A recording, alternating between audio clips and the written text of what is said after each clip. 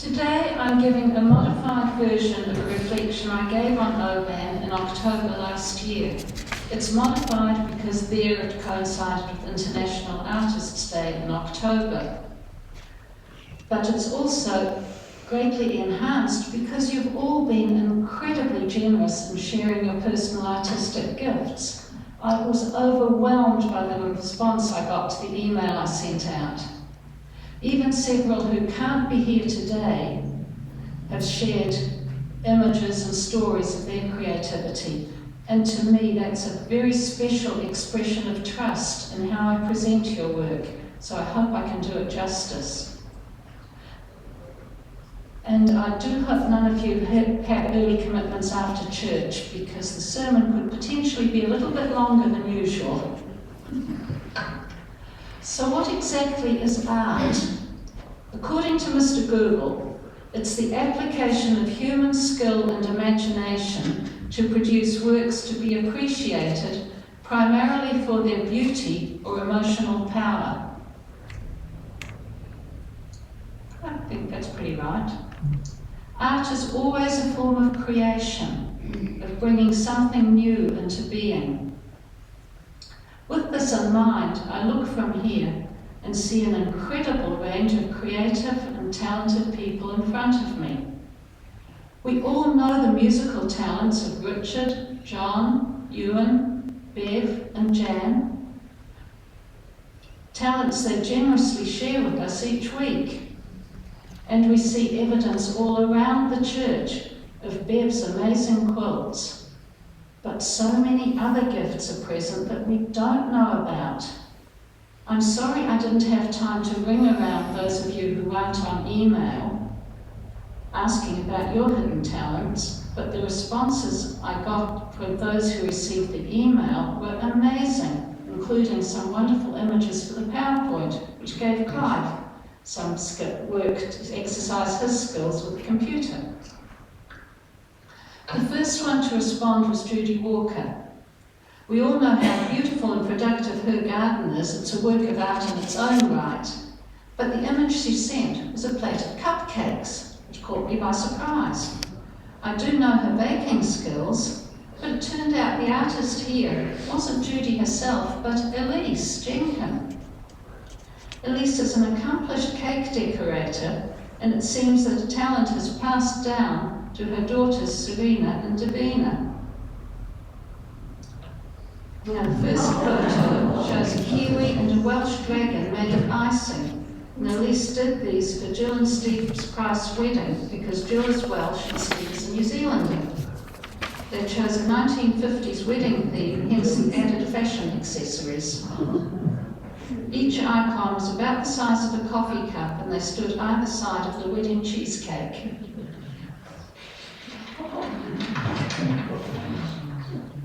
The second photo shows the wedding cake Elise made for her daughter Rosalie's wedding. And both Rosalie and Pabudu love cycling, so we've got a bike on the cake. Now the third photo shows front and rear views of the Easter egg surprise. Elise's daughter Davina made this entirely by hand out of white and dark chocolate. And the final photo shows the iced cupcakes made by Elise's daughter Serena for her own wedding in Germany 2024. They're served firstly as decoration for the tables and then dessert or sweet treat gifts to give away. Now, who of us would have had a clue that that skill was in Elise and her family?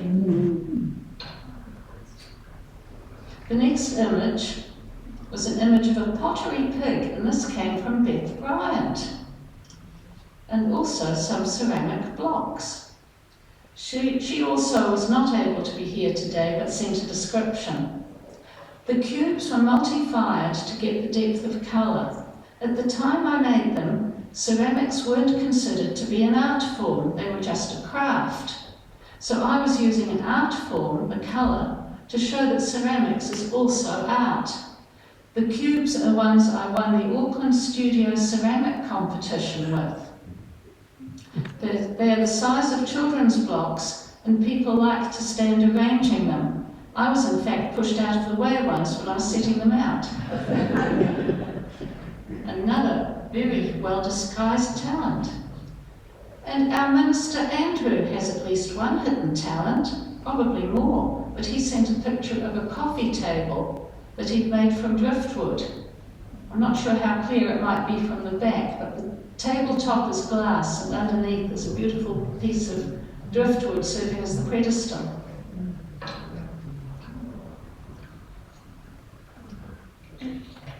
And we know Bev does amazing quilting, and she's offered to share a bit of the story of the Cresswell family quilt and talk to one of her smaller quilts. If you can make your way up, please, Bev. Thank you.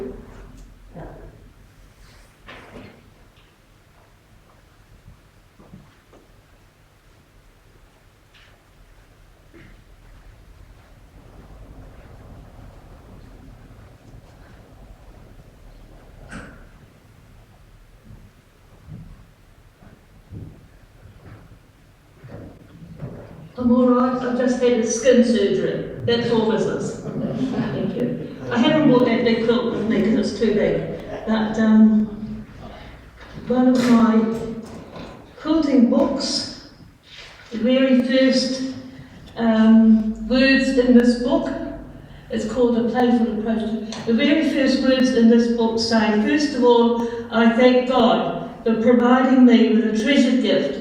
Every quilt idea and creative aspect has come directly from him, and I agree with this author.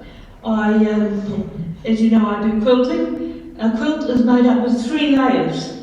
The top layer, which is where all the fancy stitching is, where the pieces are put together. Then it has a backing, and then it has a section in the middle. And these 3 sections are pinned together, and then they have to be stitched together so they all stay in place. And that's what my favourite part of quilting is. And I have brought with me just a small one, but I do quilts even bigger than those ones hanging there, and machine quilt designs all over them. I've done over 700 for other people, just the quilting, and I've done over 700 for other people. But this is one you can have a look at it later, and you can see all the detailed stitching over it, and that's what I do. And I enjoy it. It's the best part of quilting, Pat. I don't know if she agrees with me. But it's something I enjoy doing. And sometimes I find I'm sitting at the machine, I've got the quilt under, it's just an ordinary domestic sewing machine, not a great big fancy one. And sometimes I'm sitting there with the quilt under the machine thinking, what am I going to do? What stitching am I going to do? Lord, help me. And many a time I've had this help from the Lord to help me to decide what to do. And these words of a song which I shared, I think a wee while ago, all that I am, all I can be, all that I have, all that is me, except and use, Lord, as you would choose, Lord, right now today. Take every passion, every skill, take all my dreams and blend them to your will. My all I give, Lord, for you I live, Lord, come what may. Bev, I wonder if we could let that circulate. So pass that around so people can see it. I can do now, yeah, if you want to. Otherwise, it's so beautiful. Yeah. But it's got detailed stitching, and I'll do a huge quilt, even with just plain fabric and a little bit of stitch, and I do quilting like that, stitching like that all over. I just do it out of my mind. I don't necessarily have a pattern to follow, but it's just a design that comes out of my mind. Like I said in this, it all comes from God. What a beautiful story to share, Bev. I had no idea of the role God played in your quilting. Thank you. So we'll just let that pass around so people can see the detail. Now the next image we have is our dear Faith, who also couldn't be here today. And most of you, oh yes, I thought you couldn't, sorry. And this picture is one of many quilts that she's made. She's done heaps of knitting of all kinds, and all of it is given away or used for charity purposes. And in fact, Faith asked me if I could tell you that this particular quilt in the picture is available if anyone personally would like it or knows of someone who would benefit from it. It was made for a particular person whose situation changed and no longer needs it. So please contact Faith at the end of the service if you have a home for her beautiful quilt. Now, my own dear Paul, who, as you heard, can't be here today, he puts many hours into assembling intricate model aircraft. He's got an abiding interest in planes since being an Air Force reject in his teens, when he was found to be partially colourblind. And he does details with these models that I don't know how he manages with crippled arthritic fingers. The most tricky he had to do was actually on this plane. You may see the fine threads running between the biplane wings. He had to drill 0.3 millimetre holes in the wings to put those threads through and then thread them. I don't know how he does it. Now, Roger has sent some images that he's going to come up and talk to. I think we can kind of guess what the story's about, but I'm interested to hear it. Morning. When an engineer retires, he still needs to use tools. Oh, sorry. Yeah. Is that better? Yeah. When an engineer retires, he still needs to use his hands and keeps his hand with tools. So, as you see from the lawnmower there, I came across a lawnmower, and I don't know if you remember in the old days, we had TV stands. Yeah. And underneath there was a little shelf with a VCR. Well, I got two of those, and they're all casters, so I put the lawnmower on this table so that I don't have to run around it. I just turn the table, and I strip them down, and I see all the parts there, and I go through it, making sure that the mower is actually working in the first place, not blowing smoke, so that it's actually worth doing. And so I strip the mower down, do all the parts. Sometimes you have to buy some parts, refurbish it, and put it back together. Clive, the next one. And it turns out like that. So, and then that's running smoothly. And the next photo is a red one. And so the finishing, and Grace likes the red one because she thinks it goes faster. That's my workshop where I work. Very good workshop. It keeps me out of trouble.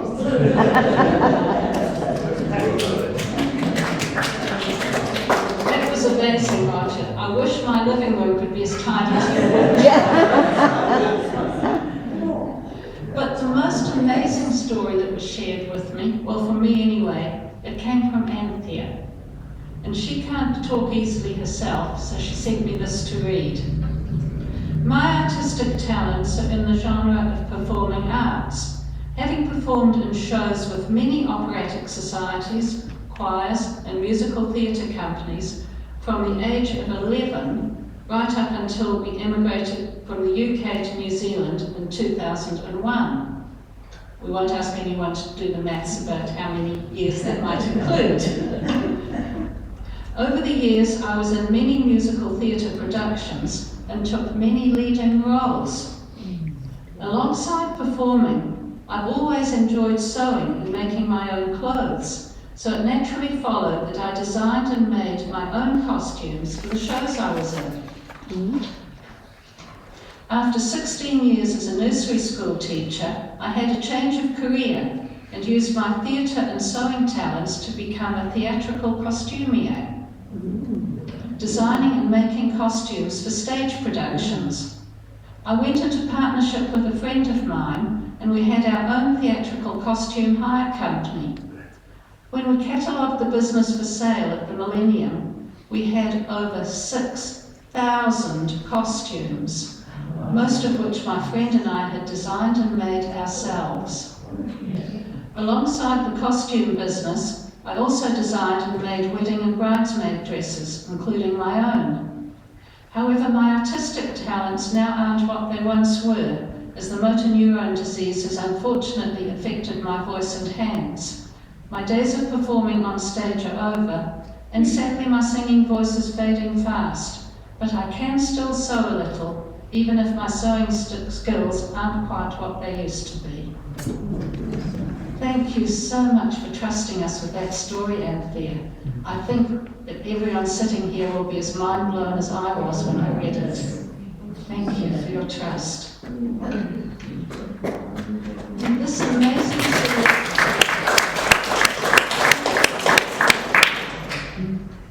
amazing selection of stories only represents those with access to email and the time, trust and confidence to tell their story.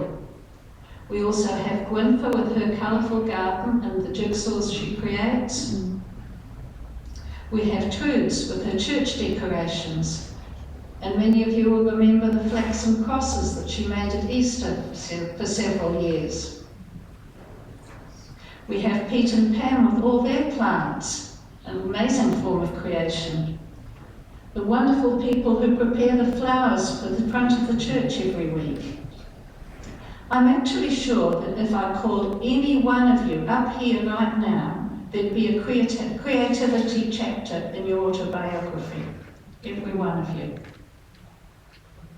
So what is it about art and creativity that makes it so special and treasured? With all the poverty, violence, wars, military conflict going on in the world around us, is art not a luxury that we can't afford? I'd suggest the very opposite is true. It's precisely in challenging times like this that art in all its forms is essential. It reminds us of the beauty around us and our identity as human beings, creative and created. A recent writer to the press put this more eloquently than I can, presumably in response to criticism of council spending on arts. Culture in all its forms is not a nice to have, it's essential and adds immeasurably to community well-being, especially at a time when life is tough. So, go and enjoy the Buskers Festival, already enlivening the city. You won't regret it. I, for one, do not wish to live in a city that is devoid of art, light, joy, and life.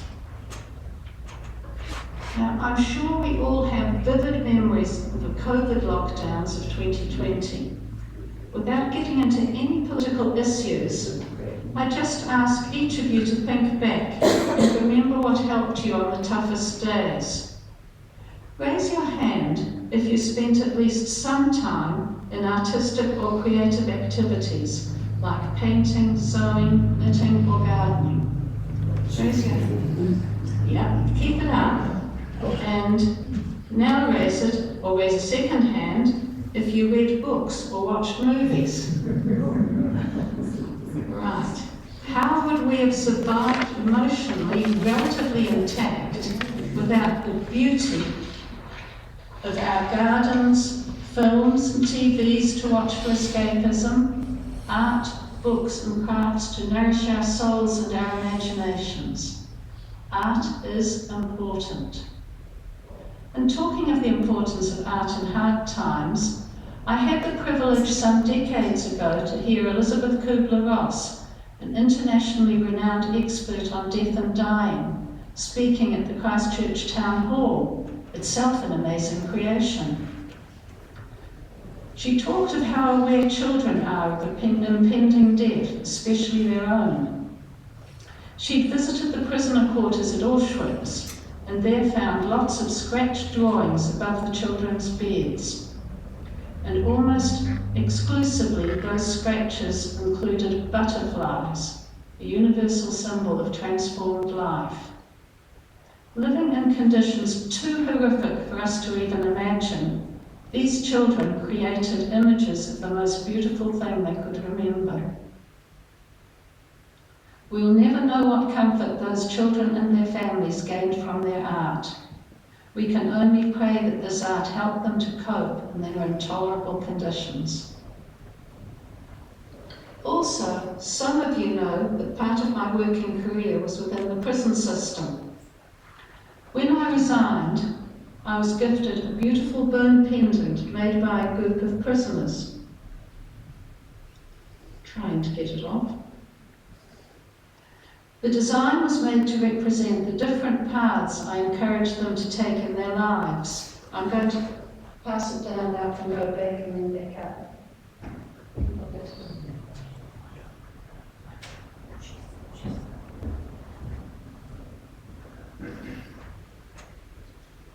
Their thoughtfulness and creativity, despite their situation, was very humbling.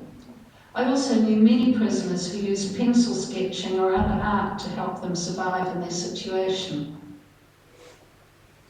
And even more personally, in my own family, my eldest son Adrian was very close to his grandfather, who died without any warning in 1988 when Adrian was 10 years old. As a family, we stayed with my mother as long as we could to help her in her grief. Adrian disappeared for an extended period, and I found him in his granddad's study, meticulously drawing aeroplanes. This is one of his drawings.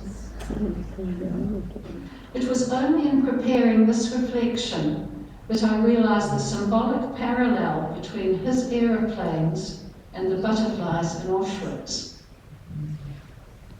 His art helped him to process his grief. Art has the power to take us beyond our experiences of the world around us to a new appreciation of people and phenomena we take for granted, or even to go beyond the boundaries of what we daily see and know to imagine other possible realities. On that note, I'd like to share a cross-stitch I was allowed to bring back with me from Rikiura. Please don't say anything, especially if you've seen it before. But does anyone recognise the language? Jesus. Or maybe an image? It's upside down. Raise your hand if it makes sense to you. Maybe if I turn it up the other way, does it make some sense? Put your hand up if you can see it now. I saw Jesus. And anyone that can't,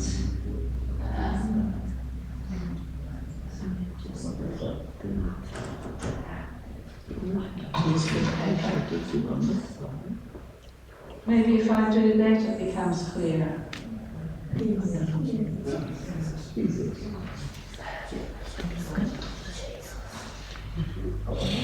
I was blown away by this and how the image, once seen, it can't be unseen. Maybe that's the true heart of all art. The deeper meanings in art aren't always obvious. You have to think and look twice. So the essence of art truly is creation. With this thought, we can appreciate our God as the original and still the greatest ever artist. We ourselves and the world around us are examples of his art. He started from nothing and created our world and all that is in it. And he gave us gifts of creativity so we could continue to develop this world he created. We hear in the Bible about Bezalel in Exodus. The Lord said to Moses, I have chosen Bezalel, son of Uri and grandson of Hur, from the tribe of Judah, and I have filled him with my power. I have given him understanding, skill, and ability for every kind of artistic work, for planning skillful designs and working them in gold, silver, and bronze, for cutting jewels to be set, for carving wood, for every other kind of artistic work. And his name meant standing in the shadow of God. how important is art, even in our Bible. We also had King David, who was a great warrior, but also a musician and artist. In Islam, he's recognized as the most beautiful voice that God created. And we have to admit Noah was pretty good at boat building. So how do we use the gifts we've been given? We can use them directly to honour our Creator through amazing stained glass windows, religious icons, flowers in the front of the church. We can use them to help others see things differently or more clearly. Or we can use them to ground ourselves and cope with difficult experiences. All these uses are equally valuable. So what does this mean for each of us? Not many of us are capable of creating major artworks. There's a few exceptions like Bev and Anthea we've heard about. But that does not lessen the significance of even the smallest piece of artistic expression. What value does a parent put on their child's first attempt at drawing? Whatever the subject may be, a parent, a car, a flower. Through a child's art, we can catch a glimpse of the world as their eyes see it. As we grow older, sometimes we lose that creative spontaneity, and we fear that what we draw or write isn't good enough for others to see. But just as a child's drawing is beautiful and amazing to a parent, so too does God appreciate our efforts without judgment. He made us in His image, so like Him, we have at least the seeds of the power of creation. It's up to us to encourage those seeds in all their diversity to prosper and grow. But even as adults, we need encouragement sometimes to develop our gifts. So in closing, I'd like to share with you the story of Kurt Vonnegut, who's a noted author.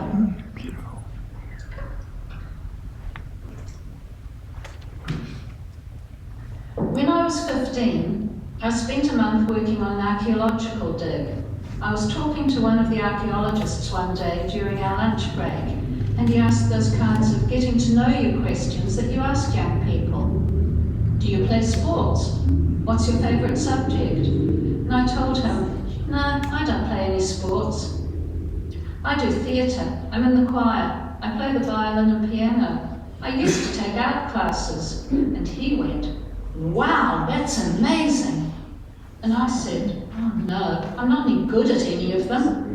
And he said something which I'll never forget, and which absolutely blew my mind because no one had ever said anything like it to me before. He said, I don't think being good at things is the point of doing them. I think you've got all these wonderful experiences with different skills, and that all teaches you things and makes you an interesting person, no matter how well you do them. And that honestly changed my life, because I went from a failure, someone who hadn't been good enough at anything to excel, to someone who did things because I enjoyed them. I'd been raised in such an achievement-oriented environment, so inundated with the myth of talent, that I thought it was only worth doing something if I could win at it. And we know how his life changed after taking that message to heart.